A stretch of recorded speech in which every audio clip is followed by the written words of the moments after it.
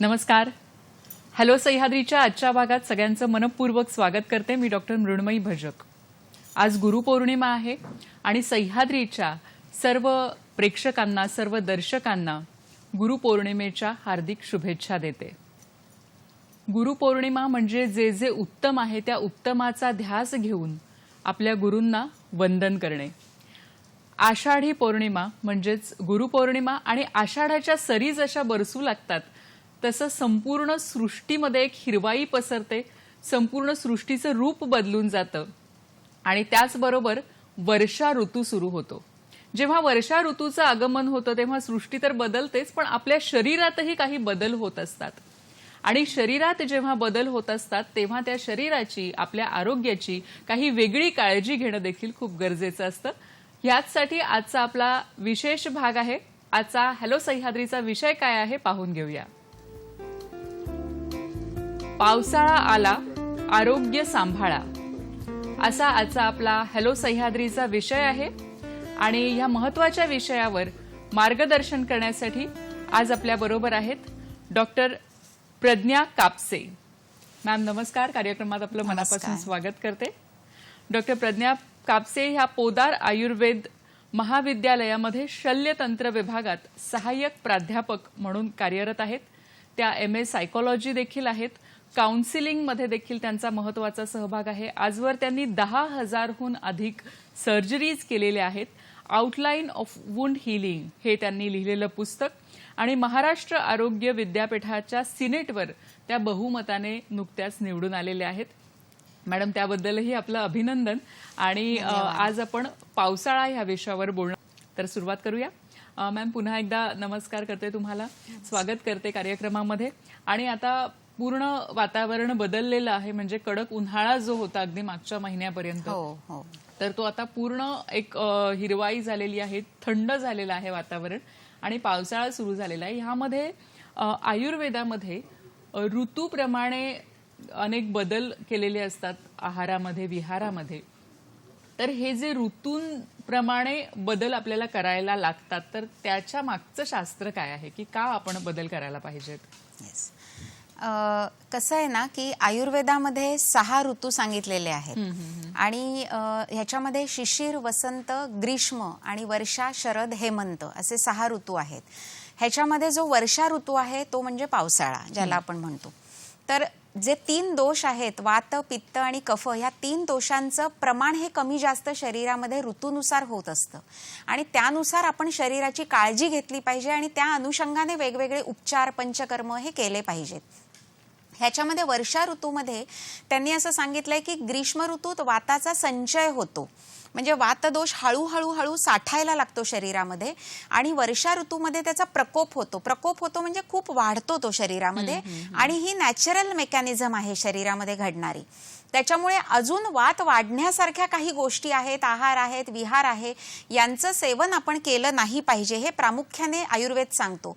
आणि आयुर्वेद हे जसं शरीराचं शास्त्र आहे तसंच ते मनाचं सुद्धा शास्त्र आहे. तर शरीर आणि मन यांचं संतुलन जर तुम्ही योग्यरित्या सांभाळलं आणि वाताची वृद्धी होऊ नये म्हणून जर उपचार केले आणि काळजी घेतली तर नक्कीच पावसाळ्यात होणारे आजार हे तुम्हाला होणार नाहीत आणि तुमचं आरोग्य चांगलं राहील असं आयुर्वेदाचं म्हणणं आहे. नक्कीच. म्हणजे पावसाळा म्हटलं की अनेक संसर्गजन्य आजार असतात. सर्दी, पडसं, खोकला ह्या गोष्टी तर अगदी ओघाने येतात, ताप येतो.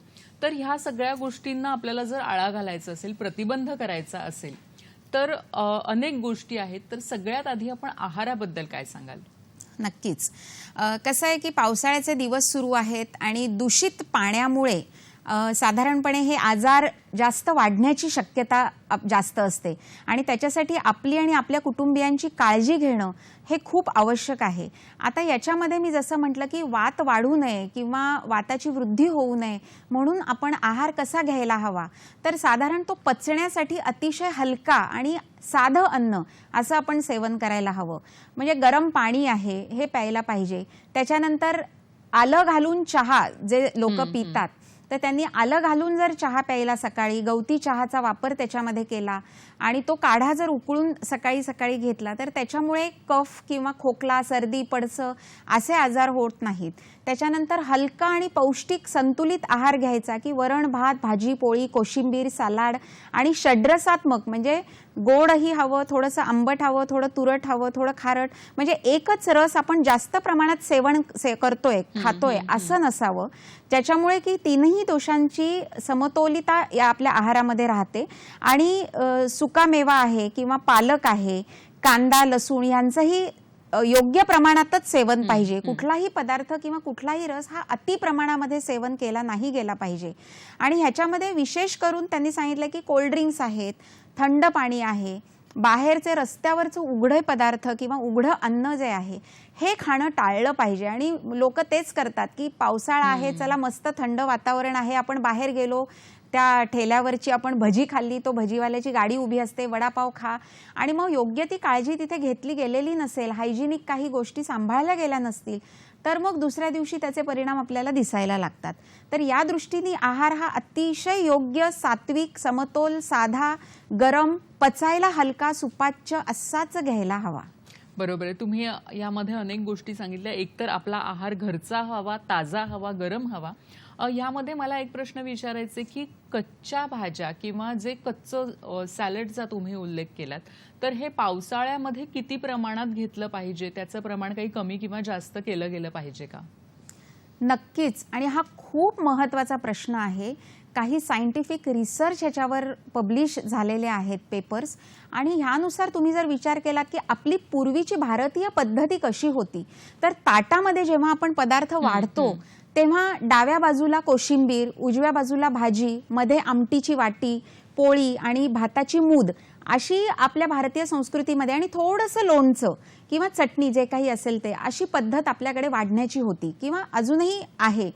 आता ह्या परंपरेला ना काहीतरी विशिष्ट महत्त्व आहे की कोशिंबीर ही त्या प्रमाणातच वाढली गेलेली पाहिजे. तुम्ही बघितलं असेल तर आपण जेवढ्या प्रमाणात भाजी वाढतो किंवा खातो तेवढ्या प्रमाणात कोशिंबीर नाही वाढत. म्हणजे ह्याच्यामागे शास्त्र हेच आहे की ह्या कच्च्या ज्या काही सॅलड ज्याला आपण म्हणतो, ह्या कोशिंबिरी आहेत, ह्या भाज्या काकडी, गाजर, मुळा, बीट, तर आपण म्हणतो की सॅलड आहे म्हणून तुम्ही 2-2 प्लेट्स खा, भरपूर खा, पण तसं नाहीये, कारण त्या पचायला जडच आहेत. म्हणून त्याचा तेवढ्याच प्रमाणामध्ये वापर केला गेला पाहिजे जेवढ्या प्रमाणात त्याला महत्त्व आहे. आणि मग शिजल्यानंतर, परतल्यानंतर, भाजल्यानंतर ह्यांची जी गुरुता असते, भाज्यांचं जे जडपणा असतो हा कमी होतो आणि त्या पचायला हलक्या होतात. म्हणून भाजी तुम्ही परत परत घेतली, थोडीशी नंतर घेतली, जास्त प्रमाणात खाल्ली तरी ती बाधक ठरत नाही शरीराला. त्यामुळे ठराविक पद्धतीने आणि ठराविक प्रमाणातच ते अन्न खाल्लं गेलं पाहिजे. या दृष्टीने शास्त्राला खूप महत्त्व आहे. बरं, म्हणजे तुम्ही असं म्हणालात की कोशिंबीर आहे किंवा सॅलड आहे ते योग्य प्रमाणात किंवा कमी प्रमाणात असलं पाहिजे. आपण बघतो की अनेक डाएट्स असतात किंवा तुम्ही ही जसं म्हणालात की खूप जास्त कच्चं खा असं सांगितलं जातं हल्ली. तर तुम्ही काय यामध्ये सजेस्ट करू शकता की जे कच्चं आहे, उदाहरणार्थ गाजर आहे, मग ते थोडंसं उकडून घ्यावं का, विशेषतः पावसाळ्याच्या दिवसांमध्ये? हां, पावसाळ्यामध्ये कसं आहे की पचनशक्ती ही मुळातच कमी असते आणि अग्नी हा मंद असतो, त्यामुळे खूप अशी कडकडून भूक लागत नाही. आणि जर आपल्याला भूक लागत नाही, जर आपलं शरीर मागत नाही आपल्याला, तरी सुद्धा नाश्त्याची वेळ झाली म्हणून खायचं, जेवणाची वेळ झाली म्हणून चला आता 1 ते 2 लंच टाइम आहे, विशेष करून जिथे ऑफिस, कॉर्पोरेट सेक्टर्समध्ये ही वेळ पाळली गेली पाहिजे. मग चला जेवणाची वेळ झाली, जेवून घ्या, रात्री जेवणाची वेळ झाली, चला जेवून घ्या. म्हणजे शरीराला भूक नाहीये आणि शरीर मागत नाहीये, गरज नाही वाटत आहे, तरी सुद्धा आपण शरीरामध्ये भरतोय त्या गोष्टी आणि नक्कीच त्याचा दुष्परिणाम शरीरावर होणार आहे. मग त्याचं रूपांतर चरबीत होणं, फॅट वाढणं, मग स्थौल्यता वाढणं, वजन वाढणं आणि अपचन होणं, असे जे करपट ढेकर येणं, गॅसेस होणं पोटामध्ये, पोट डब्ब होणं ज्याला आपण म्हणतो, पोट फुगणं, तर असे अनेक विकार हळूहळू जडायला लागतात. म्हणून शरीराची गरज काय आहे त्यानुसारच आपण ह्या सगळ्या भाज्यांचा आणि ह्या अन्नाचा वापर केला गेला पाहिजे, ही सगळ्यात महत्त्वाची गोष्ट आहे. आणि गाजर असो, काकडी असो, त्या भाज्या जरी तुम्ही उकडून नाही घेतल्या तरी, जरी कच्च्या खाल्ल्या तरी त्या प्रमाणात खाल्ल्या गेल्या पाहिजेत. 1 घास 32 वेळा चावून खाल्ला पाहिजे, हे प्रिन्सिपल किती जण फॉलो करतात? तर घाई आहे, चला म्हणजे बका कोंबा, पटपट पटपट खा, फास्ट खा आणि कामाला पळा. तर अन्न हे अतिशय सात्विक पद्धतीने तन्मन भुंजित, म्हणजे ज्याला आपण तनानी मनानी अतिशय एकाग्र चित्तानी होऊनच खाल्लं पाहिजे. समोर टीव्ही मोबाईल हे चालू नसलं पाहिजे. खूप जोरजोरात आवाज, आजूबाजूला गोंगाट, असं तुम्ही खूप मोठमोठ्या टेन्शनच्या गोष्टी गप्पा करत नाही खाल्लं पाहिजे. अतिशय हसऱ्या वातावरणामध्ये आणि रिलॅक्स वातावरणामध्ये तुम्ही जे 2 घास खाल ते खाल्ले पाहिजेत. हे अतिशय महत्त्वाचं आहे, तरच ते अन्न तुमच्या अंगी लागतं. मग तुम्ही त्या भाज्या उकडून खा, कच्च्या खा, कशाही खा, तुम्ही त्या प्रमाणात खाताय आणि हे नियम सगळे खातानाचे पाळताय, यावर तुमचं पचन कसं होणार आहे हे अवलंबून असतं. नक्कीच. म्हणजे अन्न आपण जेव्हा सेवन करतो, जेव्हा आपण खात असतो, तर तेव्हा तुम्ही जसं म्हणालात की आनंदी असणं हे देखील खूप महत्त्वाचं आहे. अन्न हे पूर्ण ब्रह्म असं आपण म्हणतो आणि खरं तर बऱ्याचदा आपण विसरून जातो ही उक्ती, जी परंपरेने आपल्याकडे चालत आलेली आहे, आपल्या आजीनी आईनी आपल्याला शिकवलेली आहे ती. आहारानंतर एक महत्त्वाचा भाग येतो तो म्हणजे विहार, व्यायाम.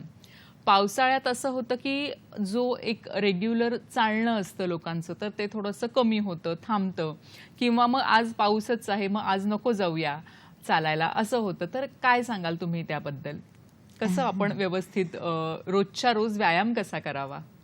आता याच्यामध्ये कसं आहे की रोगप्रतिकार शक्ती ही थोडीशी कमी झालेली असते आणि ही रोगप्रतिकार शक्ती वाढवणं हे आपल्या हातात असतं. आता आहार तर आपण बघितला की काय खाल्लं पाहिजे, नाही खाल्लं पाहिजे, पण विहारामध्ये जे आयुर्वेद सांगतो की त्याच्यामध्ये व्यायाम, आता व्यायाम हा अर्धशक्ती व्यायाम केला पाहिजे असं आयुर्वेदाचं म्हणणं आहे.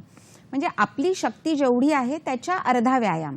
मग असं नाही म्हणत की आयुर्वेद की तुम्ही अगदी घाम गाळेपर्यंत आणि अगदी शरीराला तडच लागेपर्यंत व्यायाम करा, पण कुठेतरी शरीराची हालचाल राहायला पाहिजे, तुमचं शरीर ॲक्टिव्ह राहायला पाहिजे, या हेतूने तुम्ही हा व्यायाम करणं आवश्यक आहे.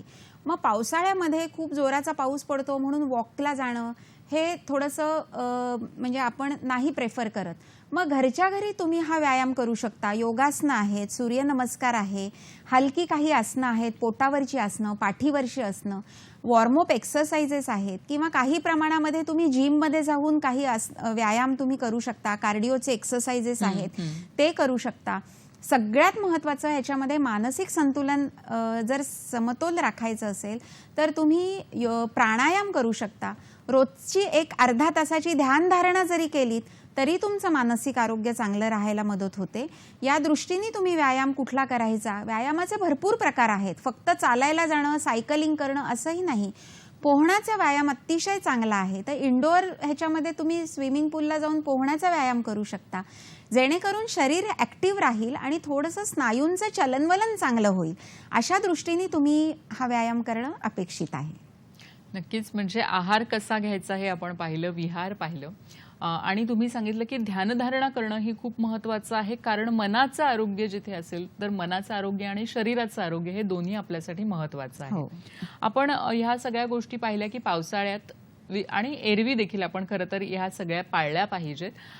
पावसाळ्यातले जे इन्फेक्शियस डिझिजेस असतात, संसर्गजन्य आजार, तर ते कितीही नाही म्हटलं तर कधी कधी ते येतात आपल्या घरात, विशेषतः लहान मुलांमध्ये. तर लहान मुलांना हे संसर्गजन्य आजार होऊ नयेत म्हणून आपण काही वेगळी काळजी घेऊ शकतो का? विशेषतः शाळांमध्ये मुलं जातात आणि तिथे कुणाला ना कुणाला सर्दी खोकला झालेला असतो आणि मग त्याचा घेऊन ते मूल घरी येतं. नक्कीच खूप महत्त्वाचा प्रश्न आहे हा आणि अतिशय नाजूक प्रश्न आहे, कारण तो लहान मुलांशी निगडीत आहे. आणि कसं आहे की ॲलर्जी किंवा संसर्गजन्य आजार, सर्दी आहे, पडसं आहे, ताप आहे, हे लहान मुलांमध्ये खूप कॉमन दिसतं आपल्याला ह्या पावसाळ्याच्या दिवसात. आणि ह्याच्यामध्ये लहान मुलांचीही रोगप्रतिकार शक्ती कमी असते. त्या दृष्टीने शाळांमधून सगळ्यात महत्त्वाची जी घेतली जाणारी काळजी, घ्यावयाची काळजी आहे ती म्हणजे स्वच्छता. तर कुठलीही शाळा असो किंवा कुठलंही ठिकाण असो जिथे लहान मुलं वावरत आहेत तिथली स्थानिक स्वच्छता राखणं हे खूप महत्त्वाचं आहे. पाणी साठू न देणं किंवा डबक्यांमध्ये पाणी साठल्यामुळे तिथे डासांची अंडी ही घातली जातात आणि डासांचा प्रादुर्भाव झाला आणि डास चावले मुलांना की मग त्याच्यातनं मग हे मलेरिया, डेंग्यू यासारखे आजार किंवा ताप, सर्दी, पडसं ह्यासारखे आजार होतात. विशेष करून पालकांनी घ्यायची काळजी अशी आहे की आपल्या पाल्याला जर सर्दी झाली आहे किंवा ताप आलाय तरीही आईवडिलांचा असा अट्टहास असतो, नाही ठीक आहे औषध दिलंय तू जा, किंवा मास्क लावून आजकाल शाळेत पाठवतात. पण ते जर मूल शाळेमध्ये जाण्यासाठी केपेबल नसेल तर तुम्ही त्याला शाळेत पाठवणं योग्य नाहीये, कारण त्याच्यासोबतच जे काही लहान मुलं आजूबाजूला आहेत त्यांना त्याचा संसर्ग होऊ शकतो आणि त्यांच्यापासून त्यांना सर्दी, खोकला, ताप हे विकार होऊ शकतात. म्हणून लहान मुलांच्या शरीराची स्वच्छता राखणं ही खूप आवश्यक आहे की त्यांना तुम्ही रोजचे रोज आंघोळ करायला लावली पाहिजे. त्वचेचे आजार ह्याच्यामध्ये खूप होण्याची शक्यता असते, त्यानिमित्ताने काही विशेष काळजी घेतली पाहिजे. त्यांना गरम पाणी शक्यतो तुम्ही थर्मासमध्ये किंवा वॉटर बॉटलमध्ये दिलं पाहिजे. आणि दूध जरी दिलं तरी दुधामध्ये थोडीशी हळद किंवा सुंठ टाकून जर तुम्ही त्यांना दूध प्यायला दिलं तर त्यांनी सुद्धा त्यांना श्वसन संस्थेचे विकार जे आहेत ते होणार नाही. डासांपासून प्रतिबंध केला पाहिजे. घरामध्ये सुद्धा तुम्ही गुड नाईट किंवा जे काही आहे ओडोमॉस सारखे जे काही आता आपण क्रीम येतात, लोशन येतात लहान मुलांचे, ते लावले पाहिजेत की जेणेकरून लहान मुलांची काळजी ही या संसर्गजन्य आजारांपासून घेतली जाईल. नक्कीच लहान मुलांची प्रतिकारशक्ती ही कमी असते आणि त्यामुळे लहान मुलांची विशेषतः पावसाळ्यात काळजी घेणं खूप गरजेचं आहे. आपल्याला एक फोन येतोय. वनिता खरात आपल्याशी बोलतायत. नमस्कार, आपला प्रश्न विचारा. हा, नमस्कार डॉक्टर साहेब. नमस्कार. मी म्हणते की माझा मुलगा आहे ना, तो आहे 14 वर्षाचा. ओके. पण त्याचा प्रॉब्लेम असा आहे की तो जेव्हा जेवतो ना तेव्हा तो बारीक चावायचाही प्रयत्न करतो, पण त्यानंतर प्रॉब्लेम असा होतो की त्याला ना खूप मोठा दीर्घ श्वास घ्यावा लागतो. बरं. हा, पण त्याला असं का होतं हे कळत नाही. आम्ही डॉक्टरांना पण विचारलं, पण सह्याद्रीवरती म्हटलं एकदा हॅलो सह्याद्रीवरती विचारून पाहते. धन्यवाद आपल्या प्रश्नाबद्दल. काय सांगाल मॅडम तुम्ही? 14 वर्षाचा मुलगा आणि मध्येच त्याला खाताना दीर्घ श्वास घ्यायला लागतो.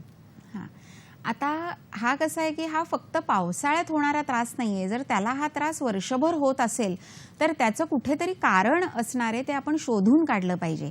त्या दृष्टिकोनातनं त्याला काही तपासण्या किंवा प्रॉपर त्या वैद्याकडे किंवा डॉक्टरांकडे जाऊन सल्ला घेतला पाहिजे. आणि खाण्याच्या ज्या गोष्टी आहेत तर खाताना त्याला जो त्रास होतोय की त्या दृष्टीने मी सांगू इच्छिते की छोटे छोटे घास घेणं किंवा एक घास मी जसं म्हटलं की 32 वेळा जरी नाही म्हटलं तरी तो प्रॉपर त्याचं चरवण होऊन तो चावून खाणं आणि त्यानंतर एक घास संपल्यानंतर दुसरा घास घेणं, मध्ये मध्ये काही 3-4 घास गेल्यानंतर पाण्याचा एक घोट पिणं की जेणेकरून तो घास घशात न अडकता पूर्णपणे खाली जाईल आणि मग पुढचा घास घेणं. ह्या छोट्या छोट्या गोष्टी आहेत आणि त्यालाही काही प्राणायामासारखे किंवा श्वसन संस्थेचे काही व्यायाम आहेत, ते जर तुम्ही प्रॉपर वैद्यकीय सल्ल्याने जर घेऊन तुम्ही त्याला सांगितलेत आणि त्याच्याकडून करून घेतलेत, त्याला करायला सांगितलेत, तर ह्या गोष्टी पुढे वाढण्यासाठी प्रतिबंध लागेल असं मला वाटतं. आणि त्यासाठी वैद्यकीय सल्ला मात्र जरूर घ्या. नक्कीच.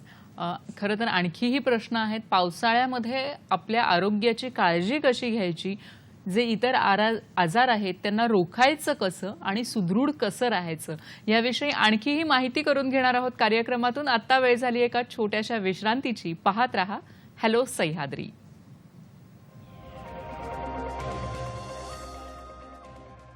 नमस्कार. विश्रांतीनंतर सगळ्यांचं मनापासून स्वागत करते. आजचा विषय आहे आला पावसाळा तब्येत सांभाळा आणि आपल्याला मार्गदर्शन करतायत वैद्य प्रज्ञा कापसे मॅडम. मॅम नमस्कार. आपण मगाशी पाहिलं की आहार पाहिला, विहार पाहिला आणि संसर्गजन्य रोगांबद्दलही आपण बोललो. त्वचेचे काही आजार पावसाळ्यामध्ये उद्भवू शकतात किंवा त्वचेमध्ये एक बाहेर पूर्ण वातावरणातच एक ओल असते, तर त्यामुळे त्वचेमध्ये देखील ओल राहू शकते. तर त्वचेच्या आजारांपासून वाचण्यासाठी, प्रतिबंध करण्यासाठी आपण काय करू शकतो? खूप महत्त्वाचा मुद्दा आहे हा, कारण पावसाळ्यामध्ये सगळ्यात महत्त्वाचं म्हणजे सृष्टीमध्ये एक प्रकारचा ओलावा असतो.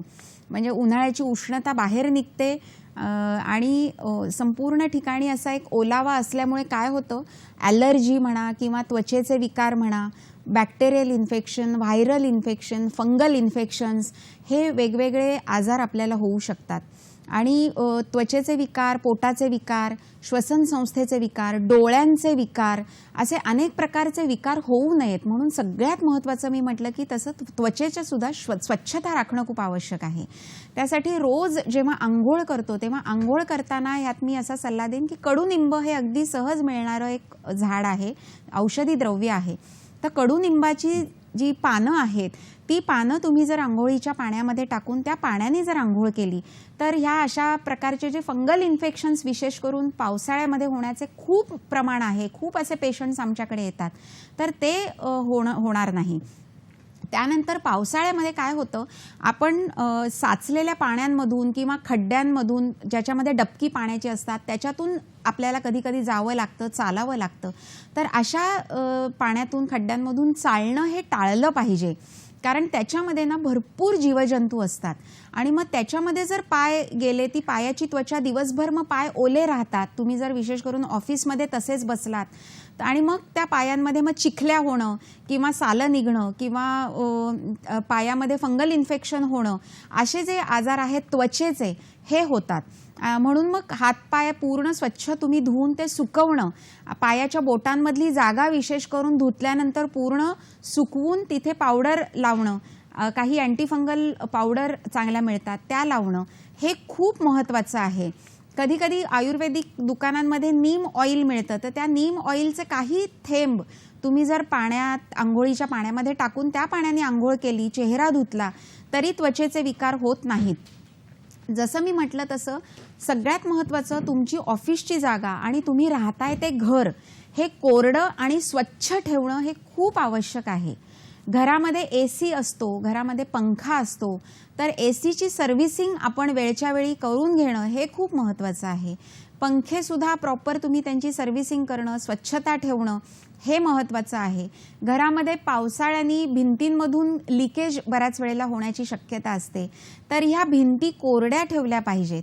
पाणी जर गळत असेल तर लगेच त्या विशिष्ट व्यक्तीला, एक्सपर्ट व्यक्तीला बोलवून ते रिपेअर करणं, भिंतीमध्ये येणारी ओल, दमटपणा ह्याची ट्रीटमेंट प्रॉपर करणं की जेणेकरून तो जंतू प्रादुर्भाव होऊ नये आणि त्याचा परिणाम मग त्वचेवर आणि आरोग्यावर होऊ नये याची काळजी घेणं हे अतिशय महत्त्वाचं आहे. बरोबर आहे. म्हणजे त्वचेच्या आजारांसंदर्भात तुम्ही म्हणालात तसं की पूर्णपणे कोरडेपणा जो आहे तो आपण राखला पाहिजे, त्वचेवर देखील आणि घरातही, आपल्या आजूबाजूच्या परिसरातही जितकं शक्य आहे तितकं आपण कोरडं वातावरण ठेवलं पाहिजे. मॅडम, आपण बघतो बऱ्याचदा की पावसाळ्यामध्ये पोटाचे बरेच विकार होतात. हो, म्हणजे मग हगवण असते लहान मुलांमध्ये किंवा इव्हन मोठ्यांमध्ये देखील. तर त्याबद्दल, त्यासाठी आपण काय करू शकतो? एकतर तुम्ही मगाशी अन्नाचं सांगितलंच, पण त्याशिवाय आणखी काय आपण करू शकतो? नक्कीच. ह्याच्यामध्ये सगळ्यात मेन म्हणजे आपण जेव्हा भाज्या घरामध्ये करतो की अनेकदा सवय असते आयांना की वर्किंग वुमन एस्पेशली की उद्या सकाळी लवकर शाळेला डबा करून द्यायचा आहे, तर आत्ताच आपण रात्रीच पीठ मळून ठेवून देतो, कणिक मळून ठेवून देतो की उद्या पटकन मला पोळ्या लाटून करून देता येतील, किंवा भाज्या चिरून फ्रीजमध्ये ठेवून देतो की उद्या पटकन फोडणीला टाकता येतील. तर ह्यासाठी मला या सगळ्या आयांना अगदी कळकळीची विनंती करायची आहे की 5 ते 10 मिनिटं या गोष्टींना थोड्या जास्त लागतात. थोडंसं 10 मिनिटं तुम्हाला लवकर उठावं लागेल, पण जे काही करतोय ते आपण आपल्या पोटच्या गोळ्यासाठी करतोय, आपण आपल्या घरातल्या प्रिय व्यक्तींसाठी करतोय. तर जे करायचंय ते मनापासून करायचं आणि आदल्या दिवशी आपण जर हे सगळं पीठ मळून ठेवलं किंवा भाज्या चिरून ठेवल्या तर त्यातले जे काही जीवनसत्व आहेत ती सगळी निघून जातात, उडून जातात. आणि कसं आहे ना की कापून ठेवलेल्या भाज्या किंवा फळं हे खाणं चांगलं नाही आहे तब्येतीसाठी. तुम्ही जे काही कराल ते ताजं बनवून तुम्ही मुलांना द्या किंवा घरच्यांना द्या. तर पोटाचे आजार होण्यामागचं कारण हे आहे की ताजं अन्न तेव्हाच्या तेव्हा भाज्या चिरून पटकन फोडणीला टाकल्या, त्या आधी धुवून घेतल्या आणि मग चिरल्या की त्यातली जीवनसत्व उडून जाणार नाहीयेत. आणि सगळ्यात महत्त्वाचं असं आहे की जेव्हा तुम्ही कणिक मळता तेव्हा ती ताजी मळून त्याच्या पोळ्या करणं आणि त्याच्यामधली जी काही पौष्टिक तत्व आहेत आणि आदल्या दिवशी किंवा 2 दिवस आधी मळून ठेवलेल्या कणकेच्या पोळ्या करणं त्यातली जीवनसत्व आहे, यामध्ये नक्कीच फरक असणार आहे. त्यामुळे ताजं करून देणं, सकस करून देणं हे खूप महत्त्वाचं आहे. आणि विशेष करून दूषित पाणी जे पावसाळ्यामध्ये येतं त्याच्यामध्ये एकतर तुम्ही तुरटी फिरवा पाण्यामध्ये, की जो गाळ असतो तो खाली बसतो आणि मग ते स्वच्छ पाणी तुम्ही पिऊ शकता, किंवा उकळून थंड केलेलं पाणी आहे ते तुम्ही प्यायलं पाहिजे घरामध्ये.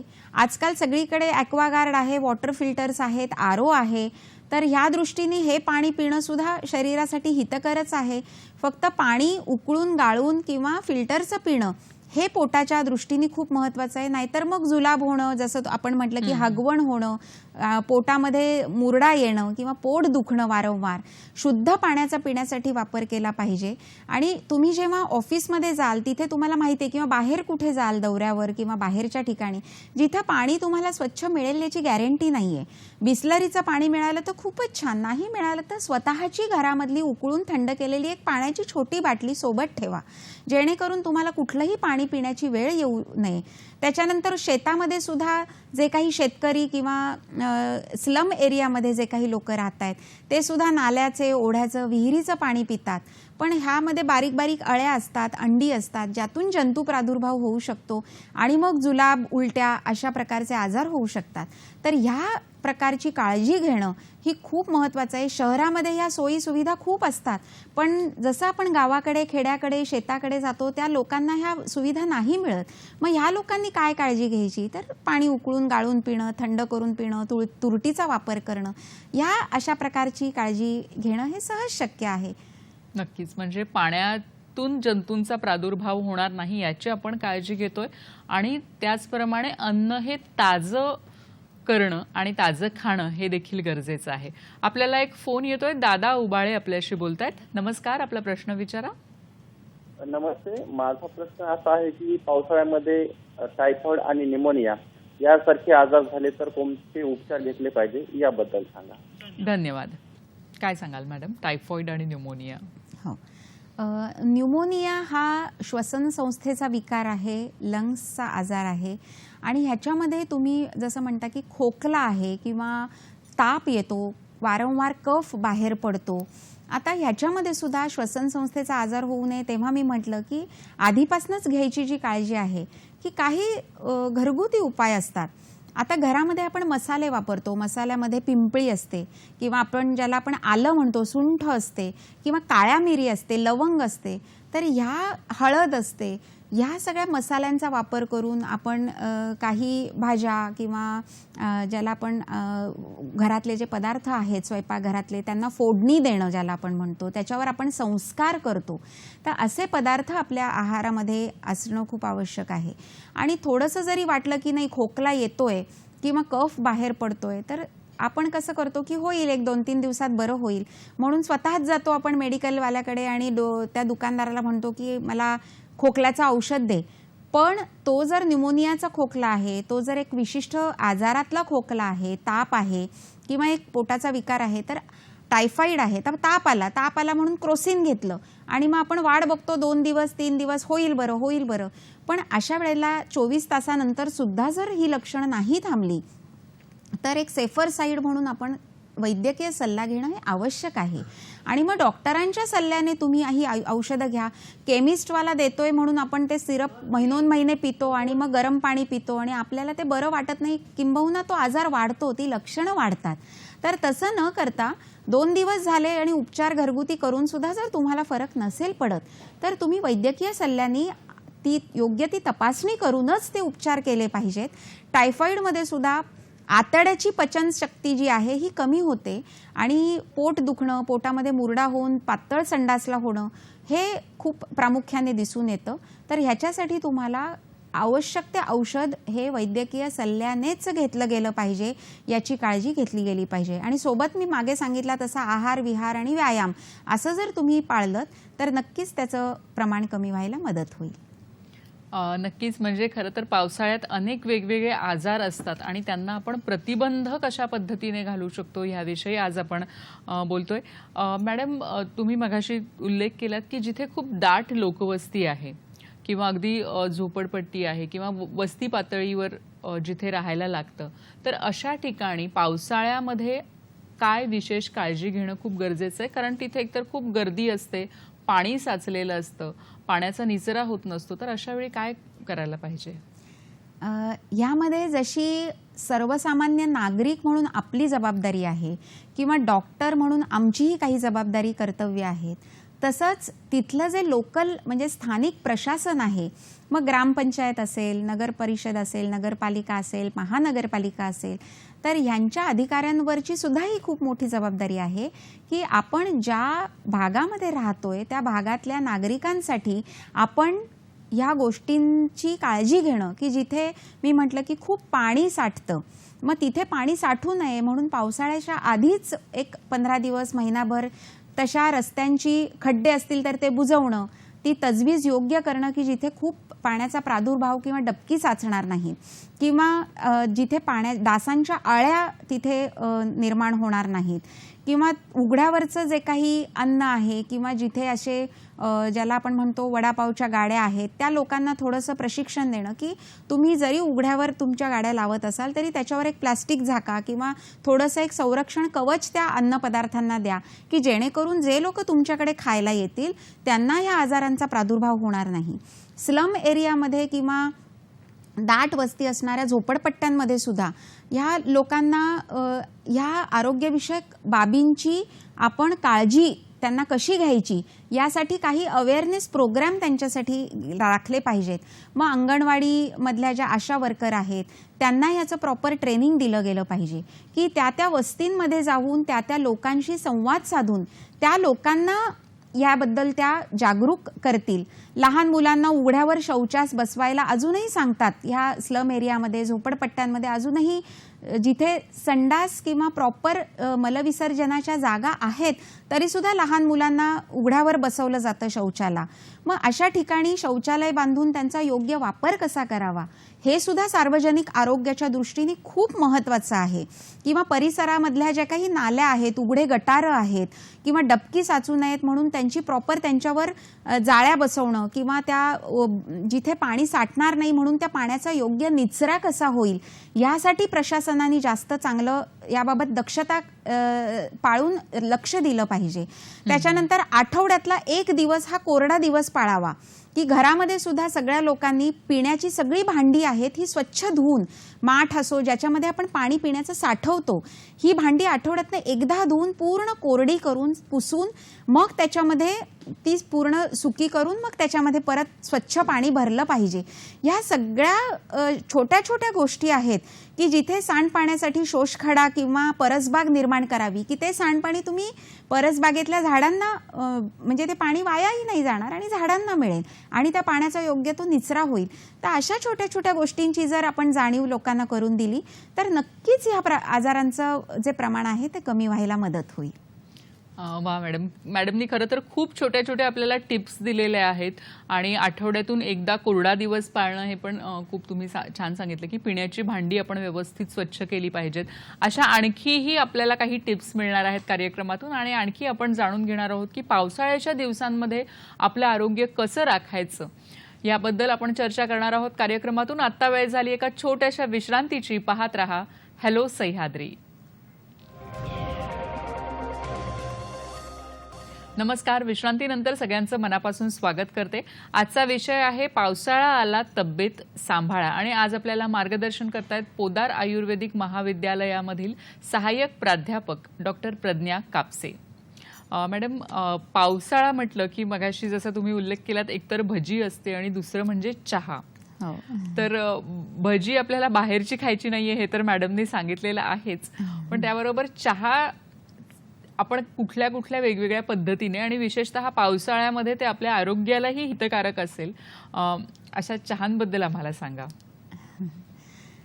खरं तर चहा म्हटलं की फक्त चहाची पावडर पाण्यामध्ये टाकायचं, उकळायचं आणि प्यायचं.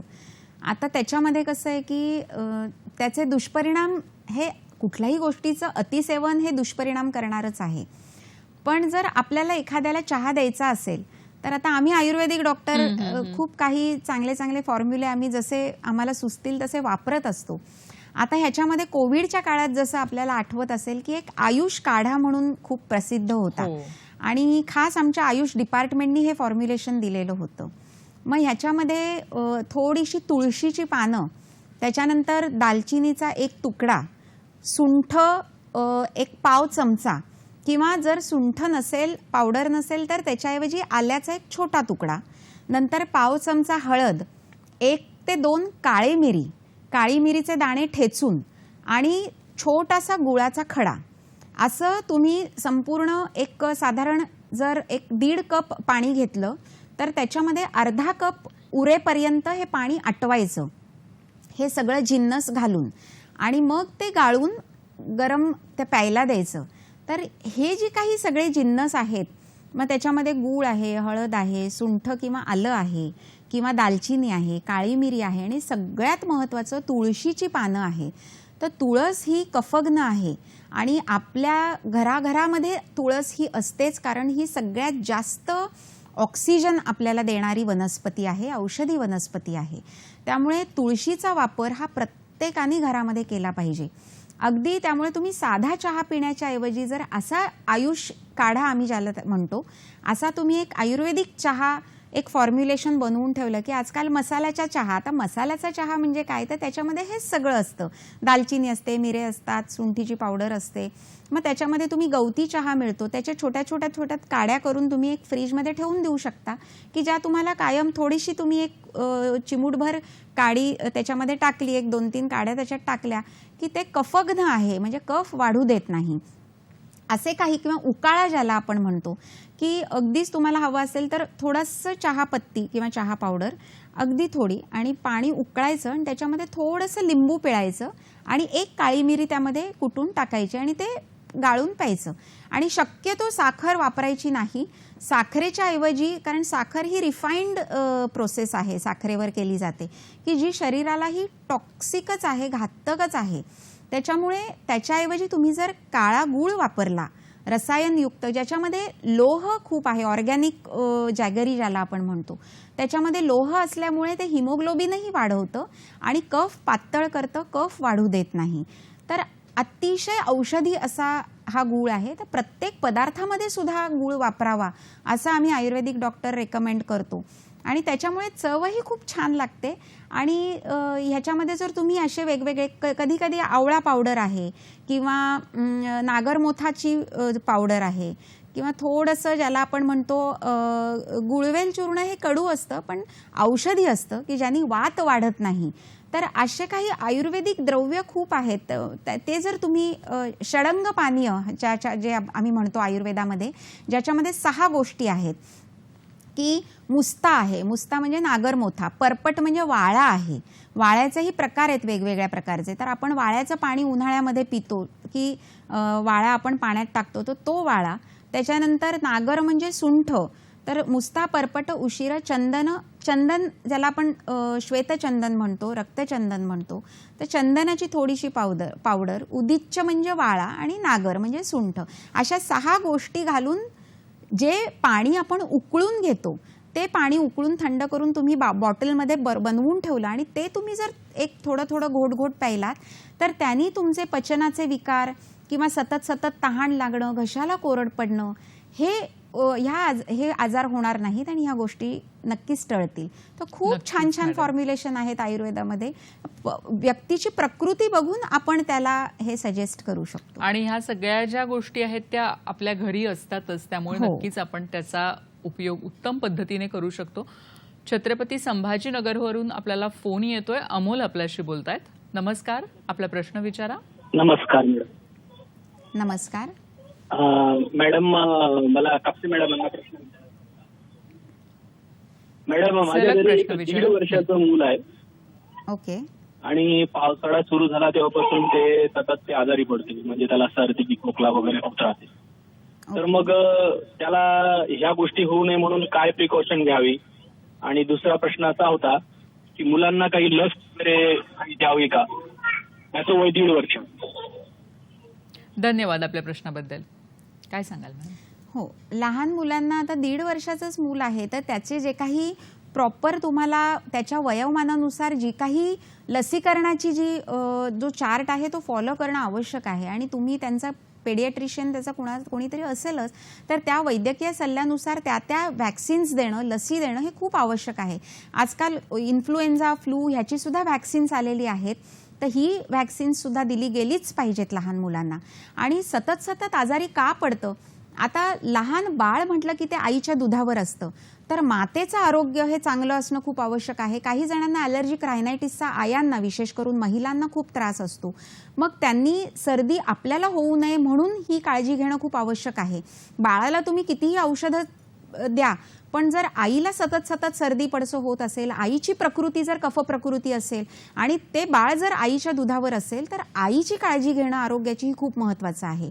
मग तिला सर्दी होऊ नये म्हणून तिने योग्य तो आहार घेणं, मी सांगितलं तसं, हे जे चहा, काढे किंवा आयुर्वेदिक औषधं आहेत, व्यायाम आहे, योग्य तो आहार आहे तो घेणं, कफ वाढू नये म्हणून योग्य ते उपचार करणं, हे जर काळजी आईने घेतली तर तिला तिच्या दुधामधून सर्दी वाढणारे किंवा सतत आजारी पडणारे हे जे घटक आहेत ते बाळाच्या शरीरात जाणार नाहीत.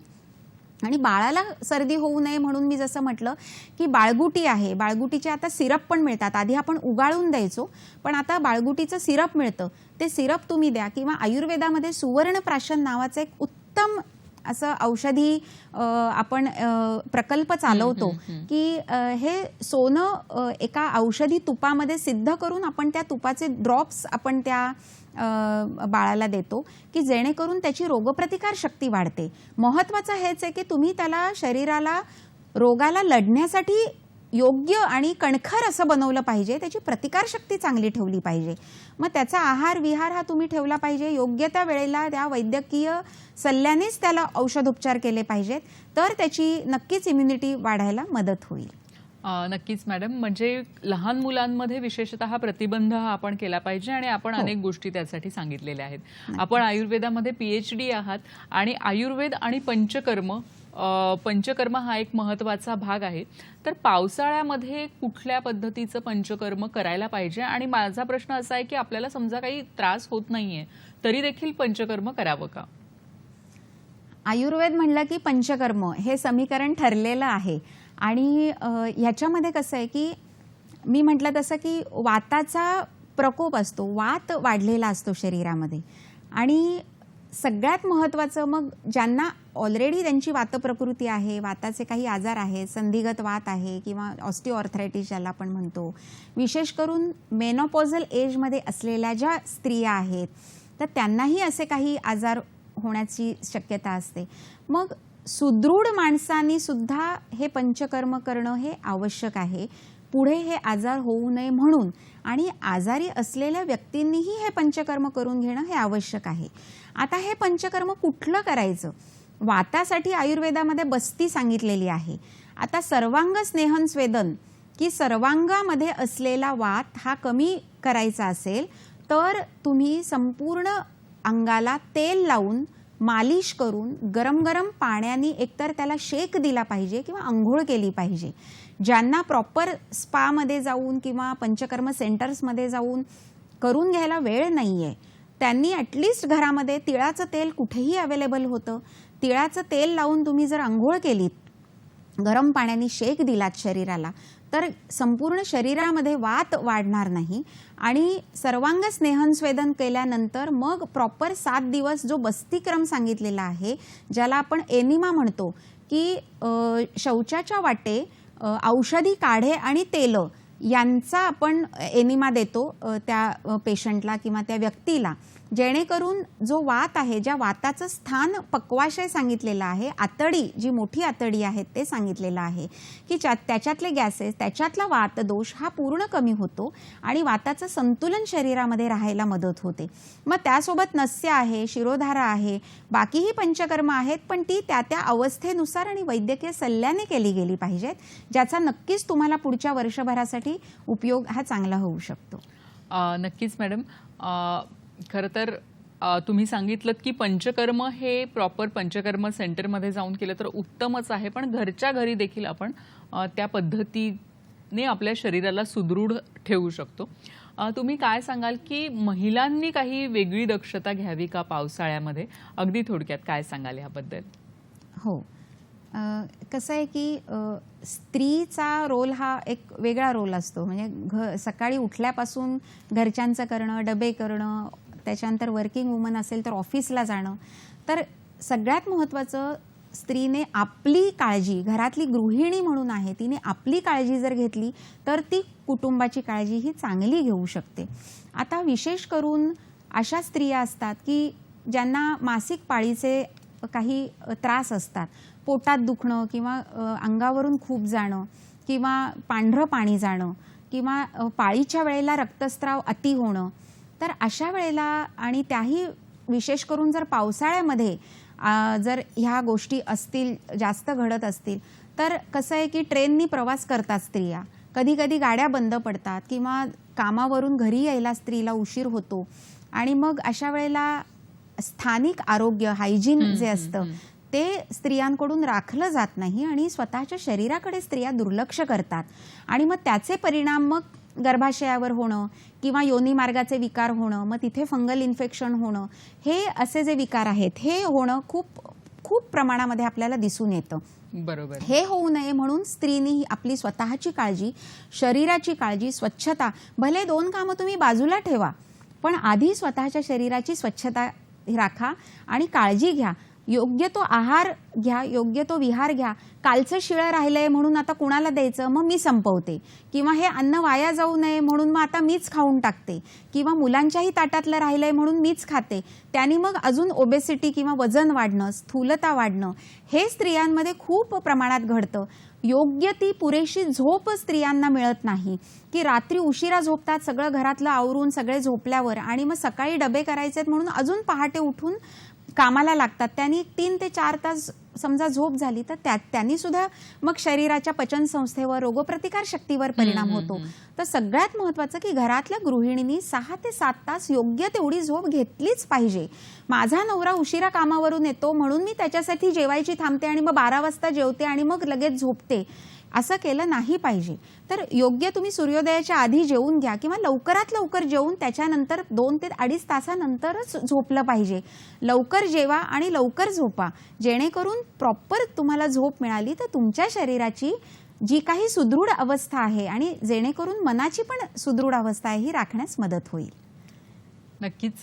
धन्यवाद मॅडम. खरं तर आजचा विषय होता तो अतिशय महत्त्वाचा आहे की पावसाळा सुरू झालेला आहे आणि यामध्ये आपल्या आरोग्याची काळजी घेणं. आपण म्हणतो आरोग्यम धनसंपदा, कारण आरोग्याची जर काळजी घेतली तरच आपण पुढची जी अनेक कामं असतात ती करू शकतो. आपण इथे आलात आणि खूप उत्तम मार्गदर्शन आमच्या सगळ्या दर्शकांसाठी केलं, त्याबद्दल आमच्या संपूर्ण टीमतर्फे मी आपले अगदी मनापासून आभार मानते, मनापासून धन्यवाद देते आपल्याला. आणि आज मॅडमनी ज्या ज्या आपल्याला टिप्स सांगितलेल्या आहेत त्या सगळ्या आपण नक्कीच पाळूया. ज्या ज्या गोष्टी त्यांनी सांगितलेल्या आहेत करायच्या नाहीत आणि ज्या करायच्यात त्याचाही आपण नक्कीच त्याचंही पालन करूया. पुन्हा भेटूया कार्यक्रमात नव्या विषयासह. तोपर्यंत सगळ्यांना नमस्कार.